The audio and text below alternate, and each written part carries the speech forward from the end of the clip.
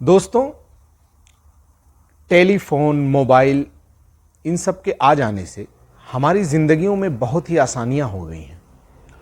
और हम जिसके लिए चिट्ठियां लिखा करते थे, आज हम 1 मिनट में उस इंसान से बात कर लेते हैं, जहां चिट्ठियां पहुंचने में दिन महीने लग जाते थे। ऐसे ही क्राइम की दुनिया में पुलिस जो अपराधियों को पकड़ती है, उसमें टेलीफोन, मोबाइल का बहुत अहम रोल है। इनके कॉल रिकॉर्ड्स और सब चीज़ों के डेटा से पुलिस क्रिमिनल तक भी पहुंच जाती है। ऐसी एक सच्ची घटना मैं आपके सामने लाया हूं। 23 अक्टूबर 2018 की बात है। ये बेंगलोर में एक कंपनी, आईटी कंपनी थी, है जो ओरेकल। वहां के कंपनी के ऊपर जहां पे लोग मिलने जाते हैं किसी से, वहां पे काम होता है, लोग किसी से मिलना होता है तो भी लोग जाते हैं। 2 आदमी जाते हैं और वहां कहते हैं कि प्रवीण नाम का एक कर्मचारी है आपके यहां, हमें उससे मिलना है। प्यून को कहा जाता है, प्यून कहता है ठीक है आप लोग बैठिए, मैं बुलाता हूं उन्हें। 7th फ्लोर पे प्रवीण नाम का एक कर्मचारी काम करता है और वो प्यून जाता है वहां पे और कहता है कि आपसे कोई मिलने आया है और हाल में मैंने बैठा दिया है, आप जाके मिल लीजिए। रात का टाइम था, रात के 12 बजे, नाइट शिफ्ट चल रही थी कंपनी में। उसके बाद प्रवीण निकलता है और जाता है कि कौन है मिलने आया मुझसे। उसे रहता है कि दोस्त लोग आते रहते हैं उसके मिलने, कोई आया होगा। वो पहुंचता है, 2 लोग बैठे होते हैं। वो लोग के पास प्रवीण जाता है और उन लोग में से एक कहता है, हेलो तरुण। प्रवीण को जब तरुण नाम वो इंसान कहता है तो प्रवीण के चेहरे पे हवाइयां उड़ जाती। वो घबरा जाता है कि इस नाम से मुझे कैसे किसी ने बुलाया। फिर वो शख्स कहता है, पहले तो हाथ मिलाता है, फिर कहता है चलो तरुण चलते हैं, तुम्हारा अब खेल खत्म हो गया। और तरुण को वो लोग लेते हैं और नीचे लेके जाने लगते हैं। नीचे आते हैं, उसके बाद उसमें से एक शख्स मोबाइल पे व्हाट्सएप करता है उसका फोटो किसी को और उसमें लिखता है सर गॉट इट। उधर से मैसेज आता है कि ओके, लेके जल्दी आओ। नीचे बेंगलोर पुलिस की गाड़ी खड़ी हुई होती है। ये लोग उसको गाड़ी में बिठाते हैं और ये लोग लेके निकल जाते हैं। अगले दिन 24 अक्टूबर को ये जो 2 लोग आए थे, अहमदाबाद क्राइम ब्रांच के आदमी थे, पुलिस थे, और ये अगले दिन 24 अक्टूबर को उसे लेके अहमदाबाद चले जाते हैं। दोस्तों, ये घटना क्या थी, कैसे क्या हुआ, इसे डिटेल में समझते हैं। ये बात है सन 2002 की। 2002 दिसंबर में एक शादी कंफर्म हुई। एक व्यक्ति था जिसका नाम था तरुण और दूसरी एक लड़की सजनी नाम था, और ये दोनों मलयाली फैमिली थी।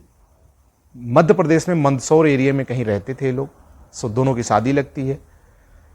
सजनी बैंक में जॉब कर रही होती है और तरुण जो था वो पीटी टीचर था, वो कोच था फुटबॉल का किसी स्कूल में।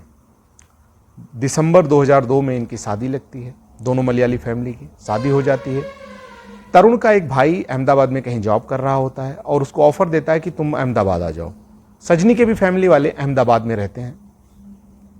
ये सजनी को लेके तरुण अहमदाबाद शिफ्ट हो जाता है, एक फ्लैट में रहने लगता है। और कुछ दिन बीतता है, ज़्यादा नहीं, 1 ही 2 महीने। तरुण बीच बीच में कोचिंग के लिए बाहर जाया करता होता है, उसकी ड्यूटी लगती है, तो 1-2 दिन 3 दिन के लिए भी उसे रुकना पड़ता है बाहर कहीं। और इन बीच में जब वो जाता है तो सजनी से कहता है कि तुम यहां मत रहना, लॉक कर देना और मायके चली जाना, क्योंकि यहां चोर लुटेरों का डर है, कोई आ जाएगा, परेशान करेगा, लूटपाट करेगा। ये बार बार उसको कहता है जब भी वो आउट ऑफ स्टेशन जाता है। सजनी वैसे ही करती है, वो चली जाया करती है। 14 फरवरी 2003 का दिन आया। शादी के 3 महीने बीते थे और वैलेंटाइन डे का दिन था। सजनी घर पे होती है, शाम को 7 बजे अपनी बड़ी बहन से बात करती है, सब नॉर्मल होता है, कोई दिक्कत नहीं, फ़ोन रखती है कि सब ठीक है, बाद में बात करेंगे। उसके बाद 1-2 घंटे बाद तरुण का फ़ोन आता है सजनी के मायके में कि सजनी पर हमला हुआ है, घर में लूटपाट हुई है और मैं उसे हॉस्पिटल लेके आया हूं। सब घबराते हैं, भागते हैं सब हॉस्पिटल की तरफ।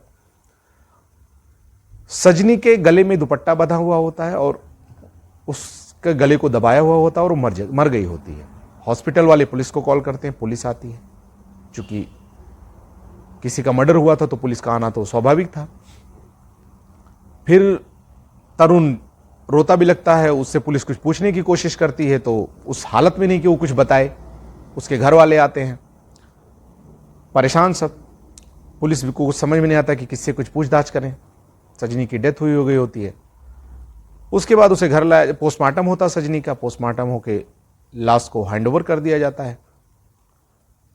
उसके बाद पुलिस तरुण से बात करने की कोशिश करती है लेकिन वो बात करने की हालत में नहीं। अच्छा, सजनी का जो अंतिम संस्कार किया गया, तरुण उस हालत में नहीं होता है जैसा दिखता है कि मैं उसको मुखाग्नि दूं या आग जलाऊं। उसके बड़े भाई उसको मुखाग्नि देते हैं। फिर उसको हॉस्पिटल में भर्ती करना पड़ता है तरुण को। इतना ज्यादा बेहोश होने लगता है, परेशान हो जाता है। पुलिस को लगता है पूछें कुछ, लेकिन डॉक्टर परमिशन नहीं देते हैं कि नहीं, इसकी तबीयत खराब है। 2 दिन बाद 16 फरवरी 2003 को तरुण हॉस्पिटल से गायब हो जाता है। पुलिस के हाथ पांव फूले।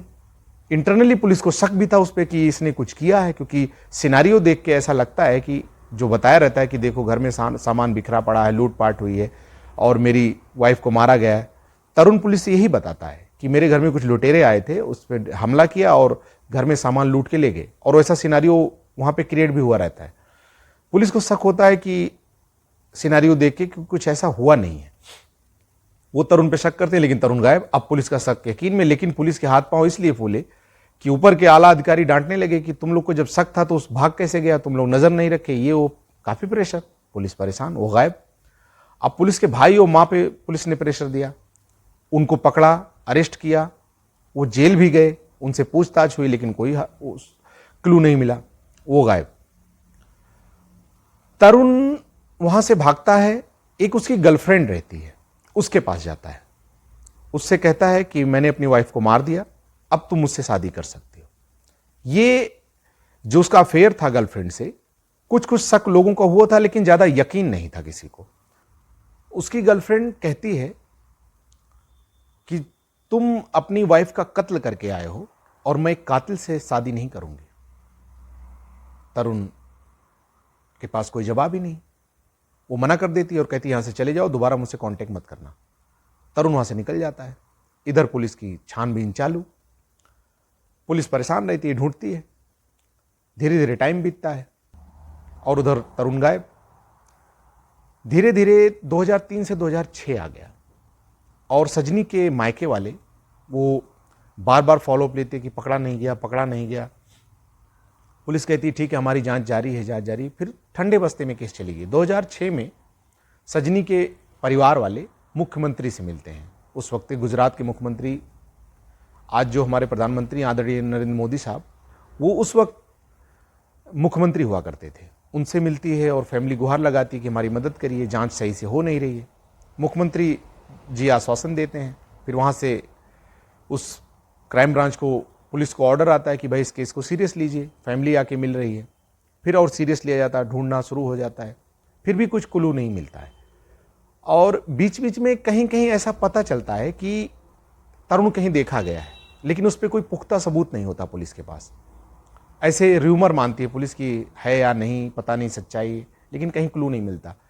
फिर धीरे धीरे चलती रहती है जांच। ऑफिसर बदलते हैं, नया कोई ऑफिसर आता है तो केस देखता, थोड़ा अपडेट लेता है, पूछताछ नहीं हो फिर करता है, लेकिन कुछ मिलता नहीं है।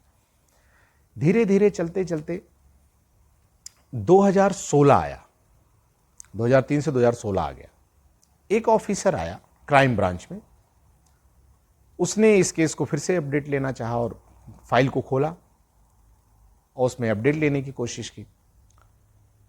फिर पुलिस ने इस बीच में जो तरुण की मां थी, उन पर बार बार अपडेट लिया जा रहा था। अच्छा, बीच में एक और सूचना पुलिस को मिली थी कि पेरेंट्स उसके तरुण के, माँ उस वक्त, बाप भी उसके जिंदा थे जब, ये कहीं साउथ के रहने वाली थे, साउथ में कहीं घूमने गए हैं और वहाँ पे तरुण की मुलाकात हुई है।